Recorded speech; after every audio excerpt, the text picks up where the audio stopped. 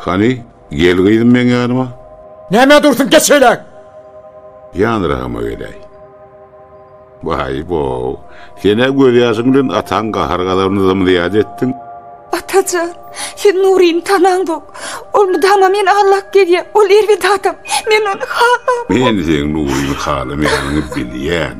Eger halayan bolsaň ataň öýünden gaçyp gitjek bolmadyň. Şeýle dämi kıydym? Atacan, men onu erwet niyet bilen etmedim. Dinle kıydım. Kakam Bahir meni daimın kıydını öýürdi. Men onu tanamayadım, men onu görmeýändim. Onun yüzünü toýdan soň görüp kaldym. Emma men şonu da atamyň sözünden çıkmadım. Nuri'ni halam mokda. O barada köp oýlanýan. Üýedisligime garşy gidip ýaşaý bilmene Atacan. Hani ağlamaň oýda köşeşek bolgaýdym. Sen ýaşyňda kam maňa eneň bilen durmuş kurmak aňsat bolmady. Ýöne eneň ataň sözünden çykyp bolýarmyn näme? Kayıdı durmuşa çıkarmak, oğul öýürmek bir ene taň borçy. Biz sen bagtly bolmaň isleýäs balajygym. Ýöne ýalňyşlyk ahyryn bey. Halamayan adamym bilen bir günem ýaşaý bilmen. Hiç birimden öz isleýmede görä durmuş kurmandyk.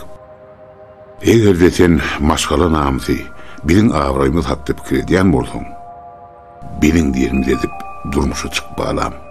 Hiç haçan men daimyň ogluny durmuşa çykman. Hiç haçan. Kaka, sen janyň ýakyp maňa gep düşünürjek bolýan. Bu gepe düşünjek çağa menden oga. Hany betet. Belip gıýgyryp durma. Bolşuň nähil. Şunazan bir de düşünür. Başga hiç il gep gurrun bolup bilmez. Eşitdiňmi? Toý tähedi bellenni. Men sözüm söz bolar. Men ölsemem Nura durmuşa çykman. Lalaç! Koç Murat. Bolşuň nähil. Bossan. Ýygyna gıýdyňy. Bolmasa men öz hereketleme jogap berip bilmän.